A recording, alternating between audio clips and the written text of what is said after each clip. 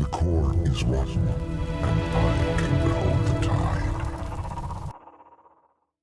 Welcome everyone. We saw recently that Giorgia Meloni in the Italian elections trounced the Liberal left to the extent where they immediately went on the offensive and started slandering her and her entire party as the next fascist, i.e.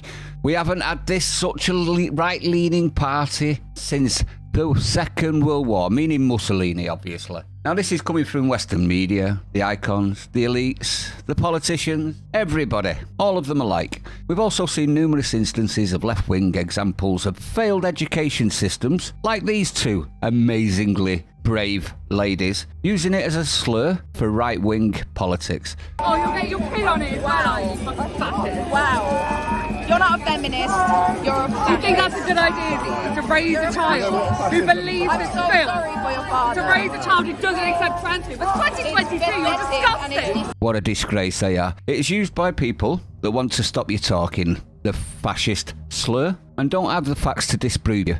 A lot like racist, homophobe, all the phobes. Effectively slurs, aren't they? And we need to make people aware. This time we're going to have a look at fascism. This is Stanford University as Dinesh D'Souza demolished what is claimed about fascism and delivers the actual stark reality that even the most intellectual people don't seem to know and or actively suppress. Feel free to research what he says, everyone. In fact, I actually encourage you to back this up with your own expanded knowledge so that next time this is used as a slur for people that lean right as evil, we can throw it right back at them. It's quite a long video, but it's well worth the watch. The charge of racism and the charge of fascism. Now, let's be fair. These are the two most incendiary accusations that you can make.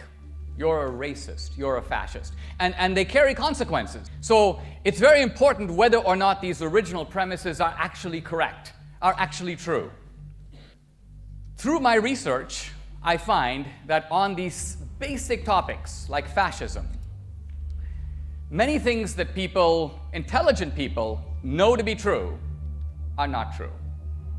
And one question I've actually thought a lot about is, how does that actually happen? If you take a college like Stanford, how could it be that a student or even a professor who studies a topic can know something about it that is not true? Let me suggest how I think that can happen. First of all, let's take a premise. And I'm going to use the premise that fascism is on the right. Fascism is on the right. Now, this is a very important premise for the left, because if fascism were not on the right, you couldn't call Trump a fascist. If fascism were on the left, it would make no sense to call Trump a fascist. You need the idea that fascism is on the right to get away with that charge. And so I ask you the question, how do we know that fascism is on the right? How do we know that? I will submit to you that prior to 1945, nobody thought that. Prior to 1945, the fascists and the anti-fascists all thought fascism was on the left. FDR knew that fascism was on the left. And yet after World War II, we got this new idea that fascism is on the right. So how can someone know this when no one at the time thought so? The way this works is something like this. A professor at the Tulane or Stanford History Department will write a book, a controversial book, a polemic, fascism is on the right. His or her colleagues who are sympathetic ideologically go, great book, marvelous, breakthrough book. Pretty soon, favorable review in the New York Review of Books. Pretty soon, the guy's being interviewed on NPR. Michael Moore comes rolling in to do a documentary. Suddenly, people are putting it up on Wikipedia. It's on the History Channel. So here's what I mean. The intelligent person, if you ask them, is fascism on the left or the right? They go, oh, fascism's obviously on the right. How do you know? Well, you know, I was in Barnes & Noble. I thought I saw something. My professor said something about it. I saw something on the History Channel. There it was on NPR. I type it into Wikipedia. Now, you don't realize this is the same intellectual bullet ricocheting from one wall to the other wall and coming back at you, but because you're observing the phenomenon in different manifestations, each one corroborates the other. Oh, wow, it has to be true. Now, one thing about fascism that's very interesting, I think, is that even though we use the word a lot, no one can really say what it means. You're a fascist. And this is very important because the actual use of the term, whenever it's used in conventional debate, if you just think about it for a moment, you realize that that can't be what it means. Trump is a fascist because he's an ultra-nationalist. I think I saw Bill Maher the other day. Trump wants to make America great again, just like Hitler wanted to make Germany great again. This is big thinker Bill Maher. Now, I ask you, if nationalism is essentially the defining feature of fascism, was Nelson Mandela a fascist? He was a nationalist. Was Mahatma Gandhi a fascist? He was a nationalist. What about Winston Churchill? He was a nationalist. So was de Gaulle, and so was Abraham Lincoln, and so were all the anti-colonial leaders, Nkrumah in Ghana, Fidel Castro, all these people fascists? Obviously not. Talk sense. Obviously we need a better understanding of what fascism really is. So fascism, one way to understand a phenomenon is to look at what Nietzsche calls the genealogy of it. How did we get it? How did it start? That'll give you a clue as to what it is. Now, the leading fascist, the founder of fascism, the first fascist regime in the world, not Adolf Hitler, Mussolini. Mussolini was actually Hitler's model. And the very interesting thing is that Mussolini was a Marxist. He was the editor of the socialist newspaper in Italy called Avanti. He knew that he was on the left. In fact, everybody knew he was on the left. Lenin was one of his friends. When Mussolini started the first fascist party, Lenin sent him a telegram of congratulations. Why? To a fellow socialist revolutionary, V.I. Lenin. Now, at that time, there was a huge debate going on in the West over what's called the crisis of Marxism. And the crisis of Marxism, very simple. Marx had predicted that there would be proletarian revolutions in all the industrialized countries, which did not occur. And the question was, why not? The Marxists had to figure out, what did Marx get wrong? And Mussolini, having fought in World War I, made this observation. He said, I noticed that the socialists in France all fought for France. I noticed the socialists in Britain all fought for Britain. And in Germany, the same thing. So, he says, class is not the only basis of worker solidarity. There's another factor that we've ignored, and that is the factor of nationalism.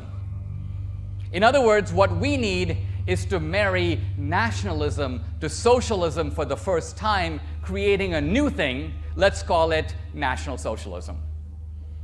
And this is the actual origin of fascism. It's the marriage of nationalism and socialism. And that's why Hitler's party was called, you already know, the National Socialist German Workers' Party.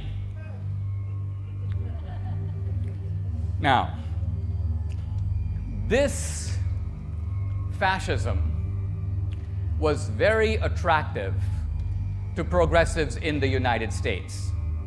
Progressives in the United States were mesmerized by fascism both in Italy and in Germany.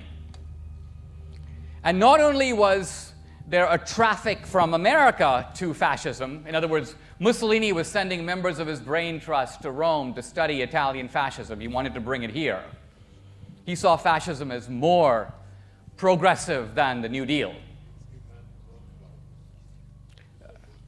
I'm sorry, I meant FDR. Franklin D. Roosevelt was sending members of his brain trust to Mussolini's Rome. But it's also true that the fascists, for their part, were deriving and drawing on ideas from the United States. This is not known. And yet, it is a fact. It's occurred. I have the documents. It's corroborated by mainstream historians, notably James Whitman at Yale. Leading members of Nazi Germany, 1935, are in a room, and they're drafting the so-called Nuremberg laws. And the Nuremberg laws are the laws that make Jews into second-class citizens. And they do three things. They segregate Jews into ghettos, they forbid intermarriage between Jews and other Germans, and they condone confiscation of Jewish property, in other words, state-sponsored discrimination against Jews. And the Nazis are sitting there, and they basically say, We want to make these laws, but there's no international precedent for them. Nobody has done this kind of thing. And then one of the Nazis who had studied in the United States says, actually, gentlemen, you're wrong. Somebody has beaten us to the punch. The Democratic Party in the United States has laws that do all the three things that we want. The Jim Crow laws of the American South have segregation, there are anti-miscegenation laws outlawing intermarriage, and they condone state-sponsored discrimination. All we have to do is take the laws of the Democratic Party, cross out the word black, write in the word Jew, and we are home free. What am I saying here? I'm not saying that the Nazis got a parallel idea. I'm saying the actual Nazis had in their hands the blueprints of the democratic laws and used it to make the Nuremberg laws, and this fact has been completely suppressed in progressive historiography in the United States. I said that the Nazis were talking about the democratic laws, and you might be like, democratic laws? Aren't you talking about the Southern laws? See, the Nazis actually knew something that we don't know. Namely, every segregation law in the United States from the 1880s to the 1950s was passed by a Democratic legislature, signed by a Democratic governor, enforced by Democratic officials, and there is not a single exception to this rule. Once again, if you rush back to your political science textbook, this fact will be downplayed if not omitted. Why? And now we come to a little bit of the bigger picture here. The bigger picture here is that what we call history is progressive history. And we shouldn't be naive about this. The progressives themselves were fighting against earlier forms of history. And so the progressives were a kind of, you may say, intellectual militant movement that overthrew what came before them. And then in taking power, their power was in writing the history books, and that meant that they could spin the narrative and suppress facts inconvenient to their side. It's been done from the beginning of history. We should hardly be surprised it's being done now. Oh, you'll get your pin on it as well, aren't you? Fucking fascist. Wow. You're not a feminist, you're a Do you fascist. think that's a good idea, to raise a child who believes I'm it's so filth? sorry for your father. To raise a child who doesn't accept trans people? It's 2022, you're disgusting. So there you have it, everyone. Far-right fascism doesn't exist. It isn't a thing. It never has been a thing, and it never will be a thing. And the left have co-opted it just so that they can use it to beat you, me, and all of our loved ones over the head with, for having the audacity to have critical thought and questions. Shocking, isn't it? Pass this out, everyone. I rely on you to share this out. Let everybody know. Give everyone the ammunition to be able to fight this slur and many others. Stay sane. I'll see you on the next one.